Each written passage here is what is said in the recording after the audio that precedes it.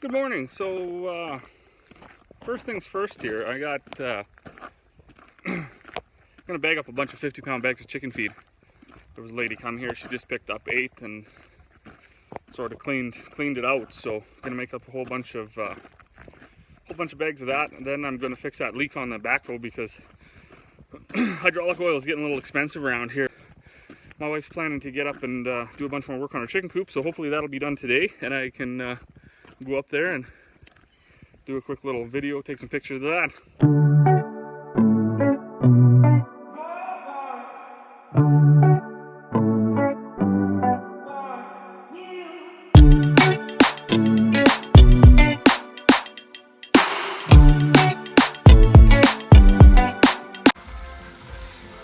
So Corey wanted to use these 5-gallon buckets for in her chicken coop, so she wanted them rinsed out, and Buddy figured he could handle that, so he's going to spend a little time and wash all the buckets out.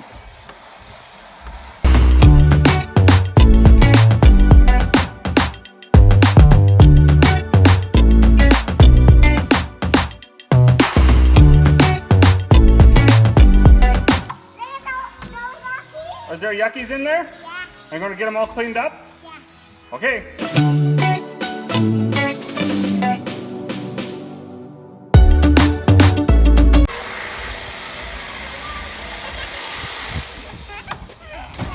Bobby got caught.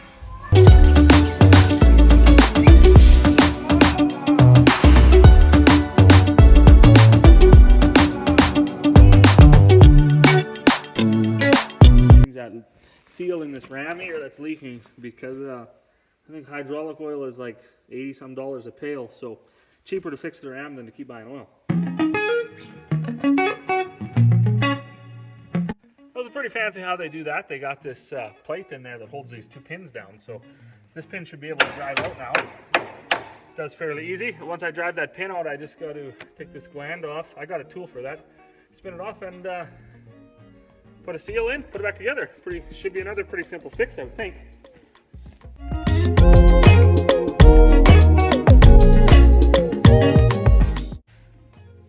Well, that came out pretty successful. I guess that's one nice thing about oil leaks is they're leaking all over the steel, so usually lubes everything up, so it comes apart pretty easy. So anyways, that pin's out of there now. I'm gonna get a bucket. I mean, I'm outside anyways, but I'm gonna get a bucket because you know I'm not gonna get a bucket. No, I should get a bucket. I'm gonna get a bucket. I'll be right back once I find a bucket. So I got this tool from brokentractor.com out of the States. I'm sure you can get them anyways, but that's where I got this from. And it just goes in, there's 4 holes on the outside of these cylinders. Got small ones and big ones, so you just match it up.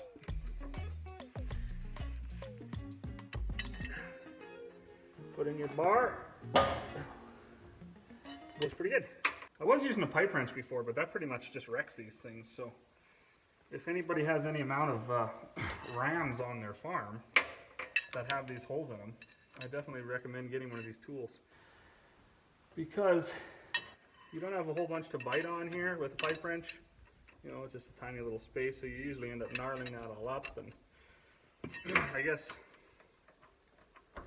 it does work. I also had a punch there before I got this tool, and I just stuck a punch in the hole and hit it with a hammer. But yet again, I mean, everything ends up all smashed up. And then well, there's your sign. Look at that guy.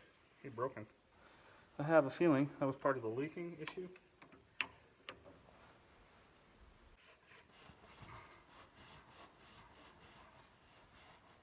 Deepwater Horizon oil spill here. Oh boy.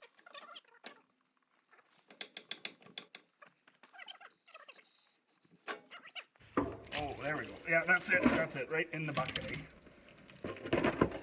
So I don't even know why I wasted time going to get the bucket. Never in the right spot. So, anyways. Oh, that little fancy thing.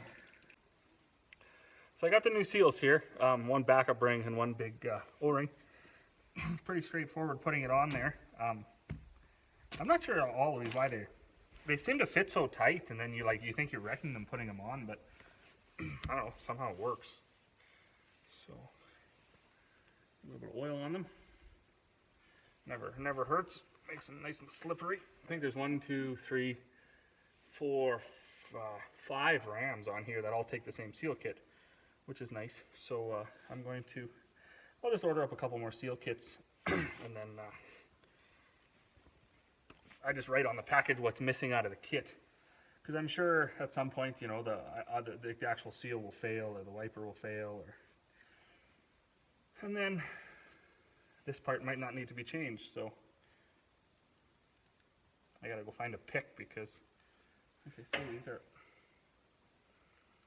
they're always so tight. But I don't know, they do work. I don't know if there's a better way or what the heck.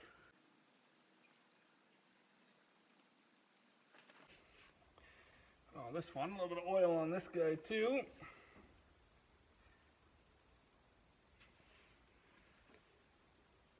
Never a shortage of oil when you're changing seals and stuff in rams.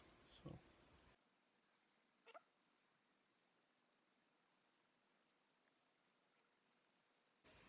I know when you're working with oil, cleanliness is next to godliness, but I got it all cleaned up here.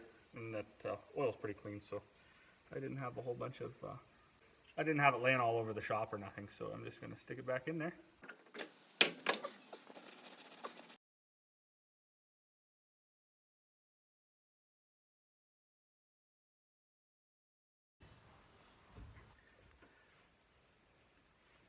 Okay. So that's tight.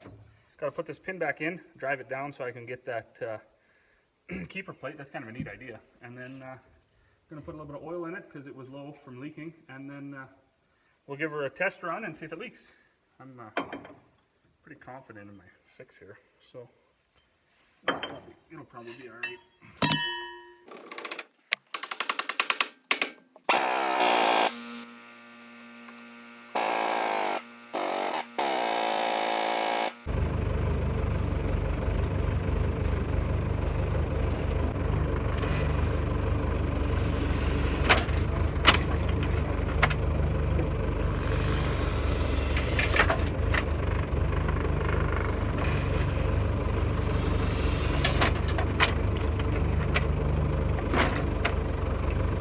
Definitely don't feel any oil, so I think that was another win for us.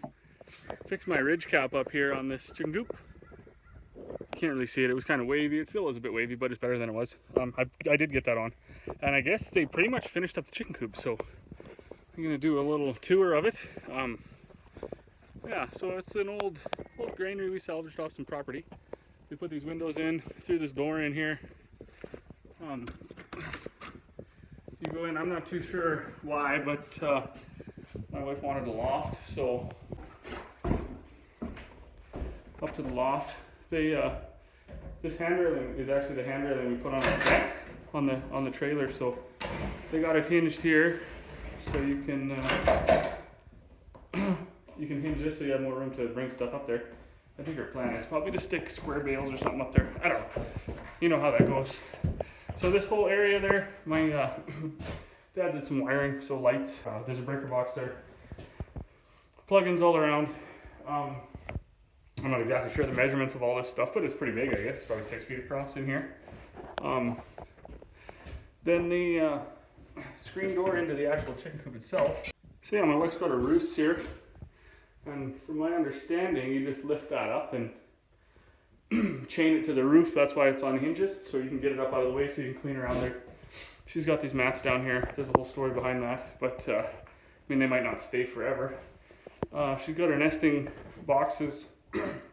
This was off of Pinterest, I do believe, or something, so that looks pretty good. And then her, yeah, she built all her feeders here, so she's gonna have, you know, for grit, oyster shells, all the feed or whatever. She's got her waterer. This door, I don't believe opens from the inside, but opens from the outside.